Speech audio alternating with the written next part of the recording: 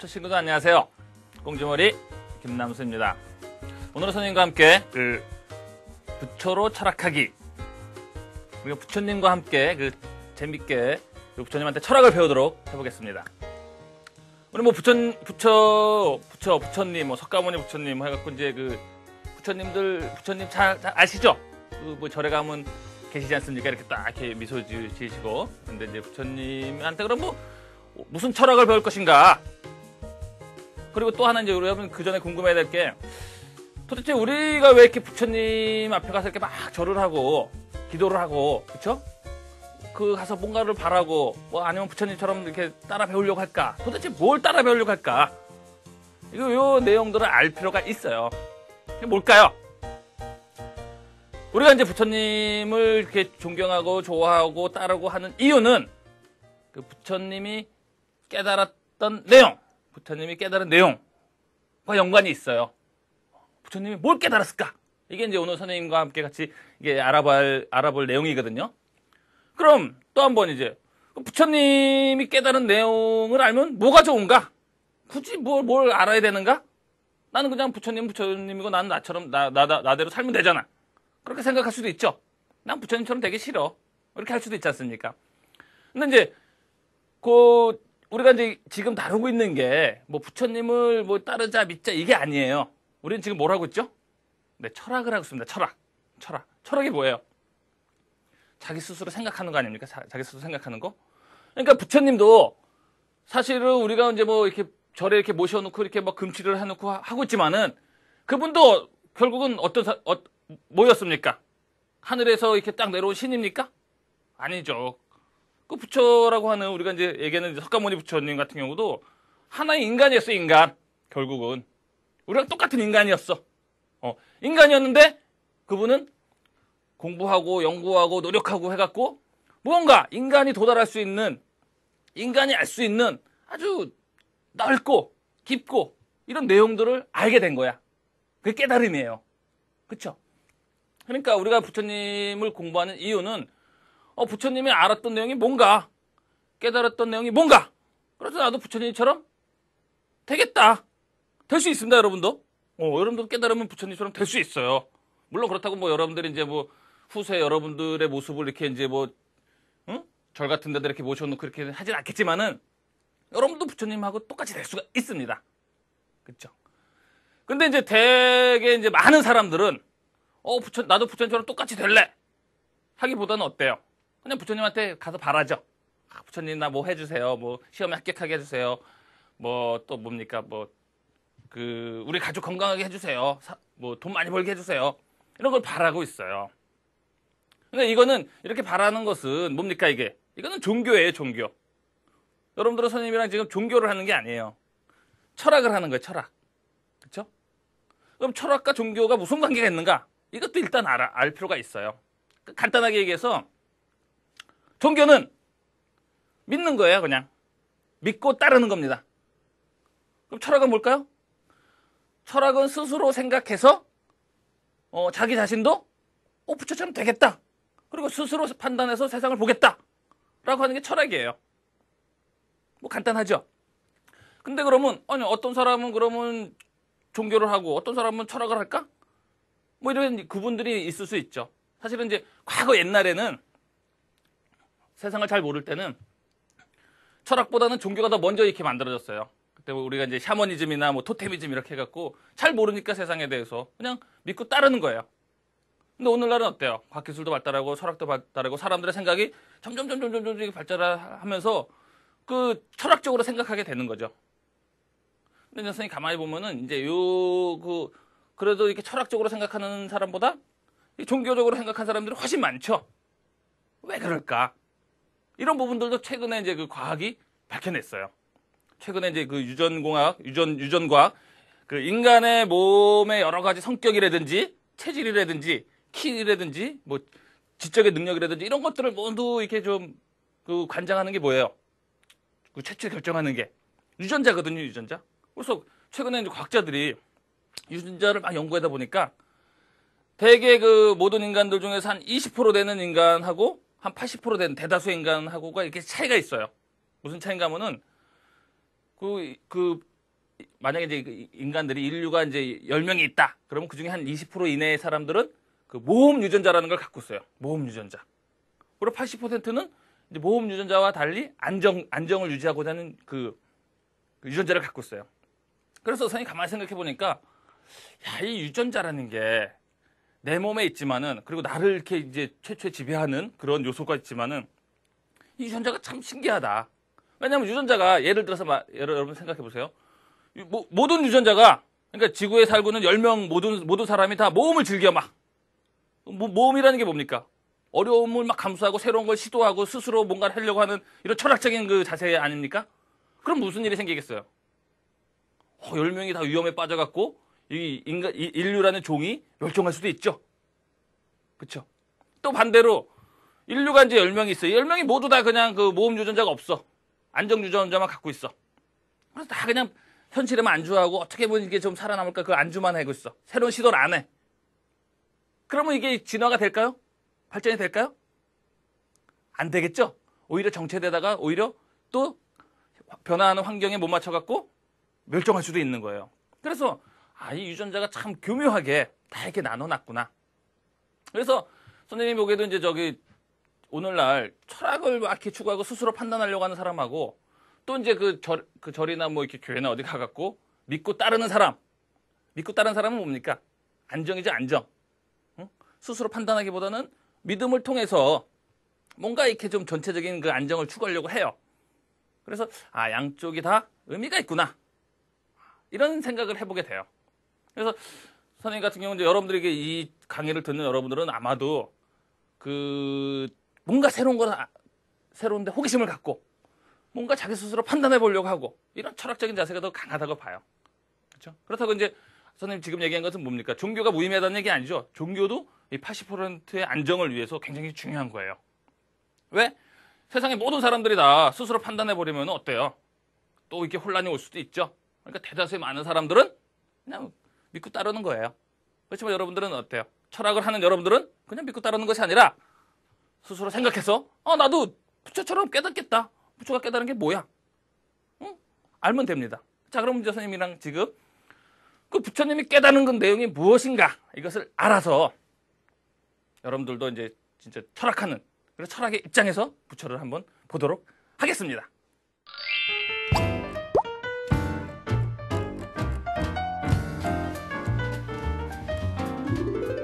자, 이제 선생님하고 그럼 부처님이 깨달은 내용이 무엇인가 이걸 한번 좀 공부를 해보도록 하겠어요. 그리고 부처님이 깨달은 내용을 알면은 그 결과가 뭔가 이거 이제 두 가지죠. 이제 일단 결과부터 얘기해 봅시다. 부처님이 깨달은 내용을 알게 되면 뭐가 되죠? 우리가 이제 흔히 얘기하는 그 자아실현이라는 게 돼요. 우리는 되게 이제 보통 많은 사람들이 인생의 목표라 너는 당신은 왜 삽니까? 당신은 그 평생 동안 이루고자 하는 게 뭡니까? 뭐 이렇게 물어보면은 뭐 어렸을 때는 뭐 대통령도 되고 장군도 되고 막 하다가 이게 좀 이렇게 공부를 하게 되면은 어느 순간에 난 자아실현을 이루겠습니다. 자아실현을 이루려고 삽니다. 이런 얘기를 해요. 그럼 도대체 자아실현이 게 뭔가? 자아가 뭡니까? 자아가. 여러분. 자아가 뭐예요? 스스로 자자에 나자. 나예요, 나. 영어로 이제 셀프라고도 하는데 나입니다, 나. 나를 실현하는 거야. 나를 어떻게 실현할까? 예쁜 옷을 입어서 실현할까? 아니면 높은 자리에 올라가서 실현할까? 아니면 돈을 많이 벌어서 실현할까? 이런 것은 이제 우리가 살면서 얻게 되는 외부적인 요소들이지만은 자기 자신은 아니지 않습니까? 그렇죠? 이 자아실현이라는 게 뭔가?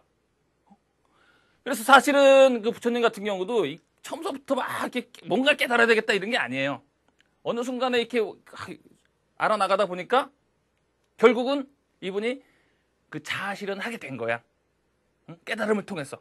그래서 사실은 자아실현을 했다는 사람들은 그 부처뿐만이 아니죠. 깨달은 사람들이 다 자아실현을 한 사람들인데 사실은 이제 뭐 공자님이라든지 노자라든지 이런 분들 그리고 뭐 예수님 이런 분들도 사실은 그 자아실현을 한 분이에요. 그럼 그 깨달았다는 내용과 자아실현은 뭘까? 그게 뭐겠어요, 여러분? 네. 한마디로 얘기해서요. 자아실현이라고 하는 것은 여러분들이 갖고 있는 어떤 그 세상에 대해서 호기심들, 궁금증들 그런 게 많지 않습니까? 바람은 왜 불고 계절은 왜 바뀌고 나는 왜 나이가 들고 사람은 왜 병이 들고 사람은 왜 죽어야 되고 죽은 뒤엔 어떻게 되고 여러 가지 문제들이 있지 않습니까? 이런 것들이 계속 이렇게 모르는 것들이 많으면은 자아 실현이 될 수가 없어요. 왜? 불안하니까 실현이 안 되지 않습니까? 실현이라는 게 뭐예요? 완성됐다는 얘기거든요. 자기 자신에 대해서 완전하게 파악을 한다는 얘기예요. 그게 자아 실현입니다. 자기 자신에서 완전하게 파악하려면 어떻게 돼야 돼요? 선생님 지금 쭉 얘기했듯이 자기 자신만 알아서는 안 되지 않습니까? 자기 주변의 것 다 알아야 돼요. 그렇죠? 그래서 그 부처님이 깨달았다는 내용은 결국은 이 자아 실현과 밀접하게 연관이 돼요.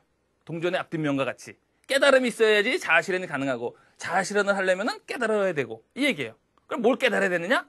바로 자기 자신이 무엇이고 나를 둘러싼 이 세계, 나를 둘러싼 이 환경, 나를 둘러싼 이 자연, 나를 둘러싼 이 모든 것들이 어떻게 생겼는가? 무엇인가? 나에게 무엇인가? 그리고 이 둘의 관계는 나와 나를 둘러싼 이 둘의 관계는 무엇인가? 이걸 알아야 된다는 얘기예요. 이걸 알면은 이걸 알기 위해서는 어떻게 해야 되지? 우리가 지금 막 공부하고 하는 것들은 다 이걸 알기 위해서는 하는 거거든요. 그러면 이걸 다 알게 되면 무슨 일이 발생하죠? 더 이상 모르는 게 없지 않습니까? 난 죽은 다음에 어떻게 될 거야? 나는 왜 태어났어? 뭐 여러분들이 쉽게 얘기하면 나는 왜 태어났어? 그러면 뭐 엄마 아버지가 결혼해서 사랑했으니까 나가 태어났지. 이렇게만 알고 있지 않습니까? 그럼 또 물어볼 수 있죠. 엄마 아버지는 어떻게 태어났어? 그렇죠? 그 엄마 아버지는 어떻게 태어났어? 이게 쭉 물어볼 수 있지 않습니까? 근데 이런 부분들에 대해서 오늘날에는 이걸 이제 과학을 통해서 우리가 알아나가지만은 사실 과거의 공자나 뭐 이 부처님 같은 경우는 과학이 아니라 이것을 생각을 통해서 홀로 고독하게 생각을 깊이 하면서 그러면서 이 깨달음을 얻게 된 거예요. 그래서 그러면 그 부처님이 깨달았다고 하는 핵심 내용이 뭔가? 그러니까 불교에서 이제 얘기하는 핵심 내용이 뭔가 깨달음에 이게 결국은 바로 인간이란 무엇인가? 이 인간을 둘러싼 세계는 무엇인가? 그리고 이 인간과 세계는 어떤 관계에 있는가? 이걸 안다라는 거죠. 이걸 아는 순간 바로 그 깨달은 사람, 부처가 되는 거예요. 그리고 부처가 되는 것이 다른 말로 하면 곧 자아 실현이 됐다는 얘기죠. 자, 그러면 요 세 가지 인간을 둘러싼 세계와 이 둘의 관계 이거를 이제 불교에서는 뭐라고 얘기했는지 그걸 한번 알아보도록 할까요? 네.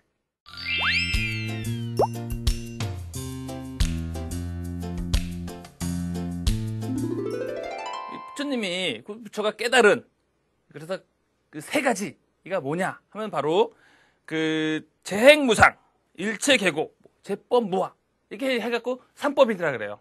그럼 우리는 이 세 가지 삼법인 그러니까 세 가지 불교에서 굉장히 중요한 보물과 같다 이런 게 그래서 삼법이 있는데 이 각각이 무슨 뜻인가 이거를 잘 알아야 돼요. 하나씩 알아볼까요? 그 재행무상 이거 이제 뭐 재행무상이라는데 뭐 이렇게 재행 그래서 재라는 것은 뭐 모두 뭐 이런 뜻이에요. 모두 행 그러니까 뭐 행이 뭡니까? 우리가 이제 음양오행 할 때도 그 행을 얘기하죠. 행자가 이렇게 쓰죠.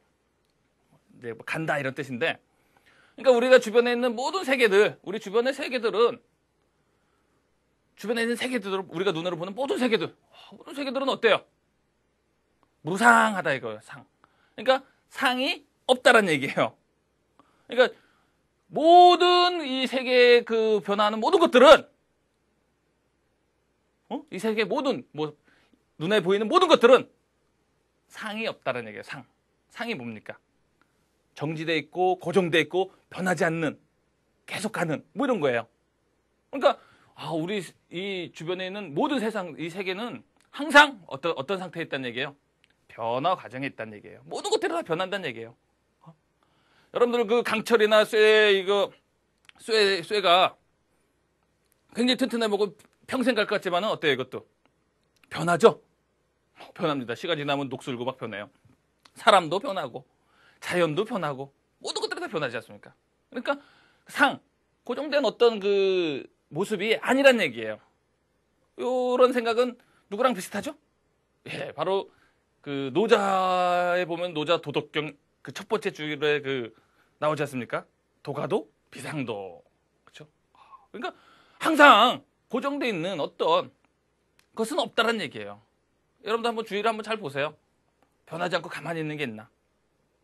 변하지 않고 가만히 있는 것은 뭐 금덩어리도 변하지 않고 가만히 있어요. 이렇게 여러분들 생각할지 모르겠죠. 근데 금덩어리가 어서 뭐 처음부터 그렇게 있었습니까? 이 금도 변하지 않고 뭐 쭉 오래 가겠지만은 이것도 별들이 폭발하면서 별들이 죽으면서 우주의 탄생 발전 과정에서 만들어진 거예요. 예를 들어서 또 영원히 갈 것 같은 다이아몬드 이것도 뭐 어떻습니까? 지구의 그 압력에 의해서 탄소가 만들어진 거예요. 그래서 오랜 시간을 걸쳐서 다 그냥 어느 순간에 하늘에서 번쩍 나온 것이 아니라 다 변한다는 얘기예요. 모든 것은 다 변한다. 그렇죠? 이걸 이제 여러분들 아셔야 되는 거예요. 이게 뭡니까? 인간을 둘러싼 이 세계에 대해서 세계의 기본 특징을 말한 거예요. 우리 세계는 어떤가? 그 다음에 그러면 이제 인간은 뭔가를 설명한 게 뭔가 하면 바로 일체계고예요. 일체. 그러니까 뭐예요? 모든 것은 이 세상 모든 것들은 다 고통이다 이렇게 얘기해요. 이것은 이 세상 모든 것들이라기보다는 사실은 엄밀하게 얘기하면 인간과 같은 이 생명체들을 얘기해요. 뭔가 좀 해보려고 이제 하는 그리고 뭔가 의식적인 판단을 하려고 하는 생각을 하지 않습니까? 우리는 세상이 어떨까, 막 변할까, 변하지 않을까 생각하는 이런 그 생명체들, 인간 같은 이제 의식 있는 생명체들. 그렇죠? 뭐 이렇게 생각과 의식은 인간만 있는 게 아닙니다, 여러분. 그 뇌를 갖고 있는 이런 물고기들도 생각을 해요, 사실은. 고통도 느끼고. 물고기들도 서로 공부하고 의사소통하고 그래요, 물속에서. 뭐 물고기도 그러는데 뭐 그러면 그 양서류, 파충류 얘네들도 마찬가지로 생각이 있겠죠, 다. 물론 인간처럼 이렇게 아주 고도화의 생각은 아니지만은 생각이 있습니다. 아무튼 이렇게 그 의식이 있고 생각이 있고 이 생명체들은 다 모두 다 고통 속에 있다라고 하는 거예요. 근데 여기서 이제 여러분 잘 알아야 되는 게 고통이 누가 뭐 이렇게 때려서 맞아서 괴로워서 이게 고통 이것만이 고통이 아니에요. 물론 이것도 이제 우리가 고통으로 우리가 알고 있지만은 고통이다 그러는 것은 그 기본적으로 그 누가 나한테 꾸지람하든 때리든 다 뭡니까 이게 외부에서 나한테 다가오는 것이죠. 그러니까 고통이라고 하는 것은 모든 생명체들이 외부 환경과 접해 있는 외부 세계와 접해 있는 외부 세계에 맞서서 또 외부 세계에 적응해서 이렇게 살려고 하는 이 생명체들의 기본 특징이에요. 그러니까 여러분들은 뭐 이렇게 맞는 것만 고통스러운 것이 아니라 사실은 이게 숨 쉬는 것도 고통스러워요. 어떻게 보면요. 그렇죠. 우리가 지금 아무 생각 없이 편하게 쉬고 있지만은 예를 들어서 저기 병원에 중환자실 가보세요. 그분들은 이게 숨 쉬는 거 아주 고통스럽죠. 뭐 걷는 것도 사실은 고통이에요. 이 지구의 중력에 의해서. 우리는 걷는 거 별로 고통스러워하지 않지만은 다리 다친 사람들 보세요. 얼마나 고통스럽습니까? 그렇죠? 그러니까 우리가 살아가는 모든 것들 밥을 먹고 뭐 옷을 입는 것도 우리가 뭐 편하게 입지만은 몸이 불편하신 분들은 이게 고통스럽죠. 옷 입는 것도. 그러니까 인간의 생명체가 인간을 포함한 생명체가 이 환경 속에서 산다라고 하는 것은 모두 다 환경의 영향을 받는다. 환경의 제약을 받는다. 주변 환경의 주변 세계의 제약을 받는다. 이게 바로 고통이라는 것이에요. 고통을 넓게 봐야 된다는 얘기죠. 시험 못 봐서 고통스럽고 뭐 이런 고통도 포함되지만은 더 넓게 고통의 의미를 봐야 돼요. 그러니까 결국 일체계고라는 말을 통해서 뭘 설명한 거예요? 예. 인간과 같은 이 생명체들의 기본 특징을 설명한 거예요. 인간이란 결국 뭐란 얘기예요? 예. 환경 속에서 환경의 제약을 받으면서 산다는 뜻이에요. 그렇죠? 우리가 받는 환경의 제약 많죠. 예. 그래 인간을 설명한 것이죠. 자, 이걸 이제 인간과 세계를 설명했어요, 부처님이. 그다음에 뭘 설명하겠어요? 그러면 인간과 세계는 어떤 관계에 있느냐? 이걸 설명한 거죠. 이게 바로 세 번째 제법무아라는 거예요. 자, 제법무아라는 것은 뭐 이렇게 여기서 설명은 이제 변하는 모든 것은 나와 무관하다. 이렇게 설명했지만은 여기서 이제 나와 무관하다라고 했을 때 이 무관이 무슨 말인가? 무관하다고 해서 그러면 따로따로 노느냐? 좀 전에는 뭐 환경과 인간, 생명체가 이렇게 서로 영향을 받는다고 했는데 그러면 전혀 상관없는 거냐? 무관이라고 해서? 그건 아니에요. 그럼 뭘까요? 여기서 말하는 무관한 것은? 나와 무관하다라고 뜻은 나는 나대로 놀고 환경은 환경대로 세계와 환경은 돌아간다. 이런 뜻이 아니에요. 나라고 하는 것을 이렇게 정의하고 내가 무엇인지 생명체가 무엇인지 정의하려고 하다 보니까 결국 이 생명체와 이 생명체를 둘러싼 환경, 이 세계, 이 우주는 어떻단 얘기예요? 서로 경계가 없다는 얘기예요. 구분이 안 된다는 얘기예요. 구분이 안 된다는 얘기죠. 그게 제법 무아예요. 그러니까 나를 이렇게 설명하려고 했는데 분명히 나는 환경 속에 제약을 받는데 좀 더 이렇게 생각해 보니까 나와 이 환경 자체가 나와 나를 둘러싼 세계 자체가 구분이 안 된다는 거죠. 이게 아주 놀라운 거죠. 이게 참 이렇게 얘기하면 아니 여러분들도 이게 좀 이렇게 상식적으로 보면 웃기지 않습니까? 나는 다고 선생님은 너희 저기 카메라는 카메라고 그렇죠? 엄마는 엄마고 다 구분되지 않습니까? 우리 강아지는 강아지고 고양이는 고양이고 그렇죠? 다 구분되지 않습니까? 근데 가만히 이제 그 과거에 부처님이 생각해 볼 때 요즘이야 이제 뭐 현대 과학에서 이게 서로 구분이 안 된다라고 얘기하죠. 그 양자 물리학에 의해서 양자 세계로 가면 양자 단위에서 가면 이 모든 게 다 원자로 이루어져 있기 때문에 서로 구분이 안 된다 이렇게 보지만은 과거에 이걸 어떻게 알았을까? 왜 구분이 안 된다고 알았을까? 조금만 생각해 보면 여러분도 알 수 있어요. 어떻게 하냐면 굳이 양자 물리학이 아니더라도 지금은 우리가 나는 나고 너는 너고 뭐 이렇게 강아지는 강아지고 이렇게 뭐 땅은 땅이고 이렇게 얘기하지만은 사람이 죽어서 이렇게 몇 년 지나봐요. 어떻게 돼요? 썩어서 흙으로 막 흔적도 없이 사라져 버려. 그럼 그때 가서도 여기는 사람이고 여기는 흙이야? 구분이 돼요? 구분이 안 되죠. 그 사람과 자연이 구분이 안 되는 거야. 그렇죠? 살아있을 때는 뭐 이렇게 구분되는 것 같지만은 죽어서 이렇게 땅에 이게 다 흡수돼 버리면은 구분이 안 되는 거죠. 그리고 그 땅에서 살고 있는 지렁이나 뭐 이런 애들도 땅을 먹고 사니까 걔네들도 죽으면 또 이렇게 땅으로 되니까 구분이 안 돼. 나무도 썩으면 다 흙처럼 되지 않습니까? 구분이 안 돼. 그러니까 야 이게 지금 우리 눈에 살아있는 우리 눈에 봤을 때는 다 구분이 되지만은 이게 죽고 나서 보다 이렇게 오래 가고 보다 본질적인 측면에서 봤을 때는 구분이 안 되는 거구나. 그래서 내가 고통스럽다고 막 하지만은 결국은 이게 구분이 안 되는 거구나. 이걸 알게 된 거예요. 이걸 깨달은 거예요. 이걸 깨닫고 나니까 어때요? 모든 문제가 이게 해결이 되죠? 내가 왜 태어났을까? 왜 태어났겠어요? 왜 죽을까? 죽은 다음에 어디로 갈까? 다 설명이 되는 거예요. 그렇죠? 그래서 이게 쉽게 얘기해서 우리가 일상적으로 눈에만 의존해서 일상적으로 눈에 보이는 것만 보지 않고 생각을 통해서 이 세계 전체를 고민해 봤을 때 이 세계 전체가 어떤 관계에 있는가를 파악하게 되면은 깨달음을 얻게 된다는 얘기죠. 그렇죠? 옛날에는 이런 게 참 쉽지 않았기 때문에 사람들이 그냥 뭐 되게 그냥 믿고 따르죠. 뭔가 이렇게 그분은 해답이 쫙 왜 사는지에 대해서 이유가 쭉 나오니까 사람들이 막 믿고 따르죠. 근데 오늘날은 어때요? 굳이 이렇게 스스로 깨닫고 하기 전에 우리는 과학을 좀만 공부해 보면 현대 과학을 좀 공부해 보면은 이 부처님이나 공자님이나 노자님 이런 분들이 또 예수님 이런 분들이 얘기했던 부분들이 타당하구나 알 수 있어요. 알 수 있지만 우리는 어때요? 아는 거하고 또 행동하는 게 달라지죠. 그래서 이제 그분들하고 우리가 차이죠. 우리가 좀 더 노력을 해야 된답니다. 네.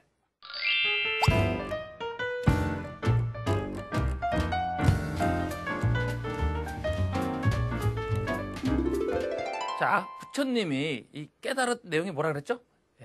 자기 자신이 무엇이고 나를 둘러싼 세계가 무엇이고 그리고 이 둘의 관계는 무엇이다. 이것을 이제 설명했다 그랬죠.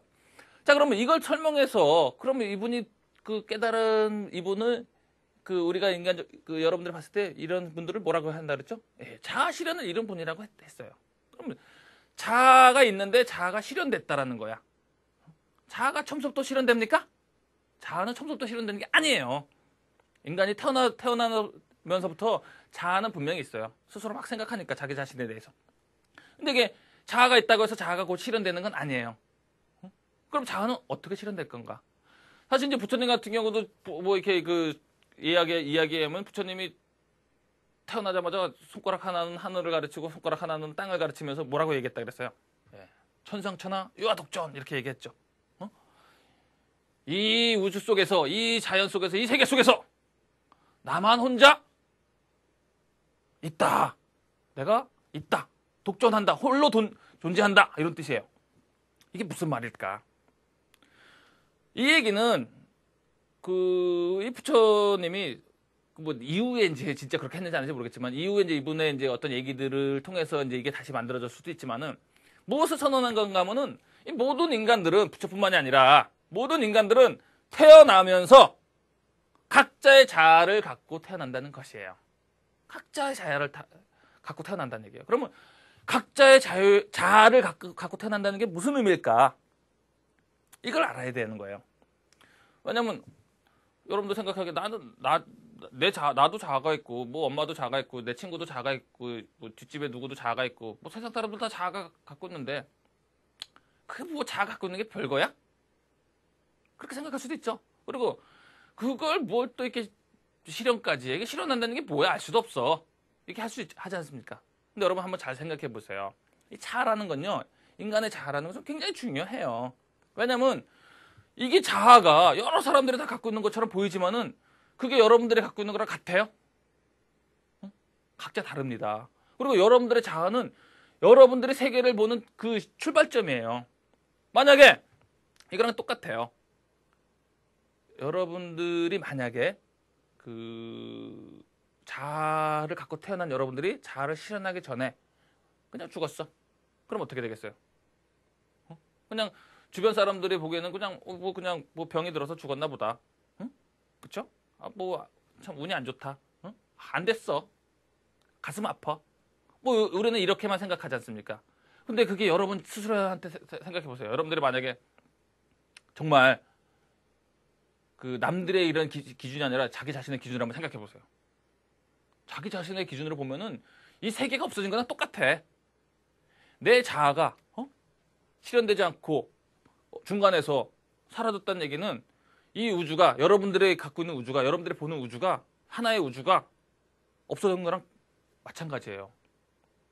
무슨 얘기냐면은 사람은 다 각자 자기의 우주가 있어요. 같이 보는 우주도 있지만은. 근데 이 세상이 아무리 잘 살고 뭐 발전한다고 하더라도 여러분들이 이 세상을 모르고 그냥 픽 죽어버렸어. 그럼 여러분들한테는 아무 의미가 없는 거죠? 그렇죠? 내 입장에서 봤을 때는 아무 소용이 없는 거야. 내가 아무리 높은 지위에 있고 아무리 많은 재산이 있고 아무리 많이 안다라고 하더라도 내가 왜 태어났는지 왜 죽는지 모르고 그냥 가면은 그냥 아무 의미가 없는 거예요. 삶에.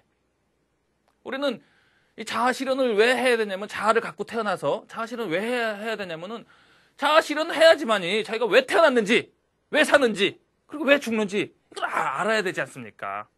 이걸 모르고 죽으면은 참 가슴이 아프죠. 그렇죠? 가슴이 아픕니다. 그래서 여러분들이 이런 철학 공부를 하는 이유도 내가 왜 태어났는가? 나는 왜 사는가? 나는 왜 죽는가? 이걸 알아야 되는 거예요. 세 가지. 부처님 같은 경우도 뭐 이렇게 잘 먹고 잘 사셨죠. 사실 이제 그 왕자로 태어나서. 근데 가만 생각해 보면 당장에 보면 남들보다 잘 사는 것 같지만은 가만히 곰곰이 생각해 보니까 자기도 남들과 똑같이 병들을 수도 있고 나이 드는 건 당연하고 죽는 건 더 당연하죠. 자기가 뭐 왕자로 태어났다고 해서 평생 삽니까? 아니죠. 그래서 이제 그 부처가 깨달음 통해서 얻은 게 뭔가 하면은 내가 어느 순간에 세상을 아니까 우주를 알아보니까 이 세상과 이 세계와 이 우주와 나는 구분이 안 되는구나. 그리고 내가 죽더라도 난 세상으로 다시 돌아가고 또 세상 속에서 다시 내가 태어날 수도 있구나. 이걸 깨달은 거예요. 그러니까 이분은 뭡니까? 죽음이 두렵겠어요? 안 두렵겠어요? 죽음이 전혀 두렵지가 않죠. 지금 고통받는 게 두렵겠어요? 안 두렵겠어요? 전혀 고통스럽지가 않죠. 왜? 자기가 왜 고통받는지 아니까. 그렇죠? 그래서 이분은 평생 이게 자유스럽게 살았죠. 그리고 자기가 깨달은 내용들을 사람들한테 알려줄까 말까 고민도 했어요. 왜 고민했겠어요? 이게 쉽게 이렇게 알려주는 게 줄 수 있는 게 아니거든.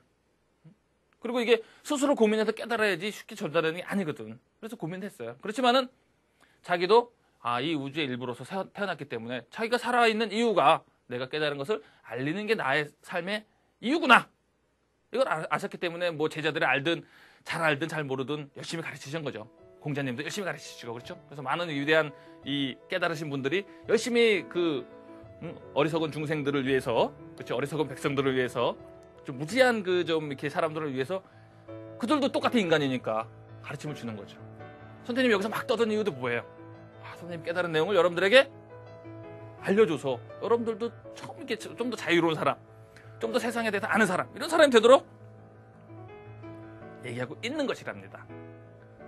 더더욱이나 조만간 이제 가까운 미래 한 50년 이내에는 인간이 지금까지 살아오던 이 진화의 단계, 생명체의 탄생서부터 40억 년 전 생명체 탄생서부터 그 과정에서 만들어진 인간이 이 진화의 단계를 뛰어넘는 그런 시대가 와요. 그렇죠? 인간이 진짜 그 부처처럼 이렇게 돌을 안 닦더라도 영원히 살 수 있는 과학기술의 힘에 의해서 그런 시대가 온다는 얘기예요. 그럼 그런 시대를 우리는 어떻게 받아들여야 되는가? 이것도 한번 생각을 해봐야 돼요. 현대 과학기술은 이제 이 부처나 공자나 이런 분들의 생각을 과거의 것이 아니라 당장 고민해야 되는 내 문제로서 그런 시대가 오고 있어요. 그 내용에 대해서는 또 이후의 시간에 더 자세하게 하도록 하고요. 아무튼 여러분들도 인간으로 태어났기 때문에 깨달음, 뭐에서 깨달음입니까? 내가 왜 태어났고 왜 살고 있고 왜 죽는가? 그 다음에 나를 둘러싼 이 세계는 무엇인가? 이런 부분들에 한번 곰곰이 생각해보는 여러분들이 됐으면 좋겠습니다. 수고했습니다.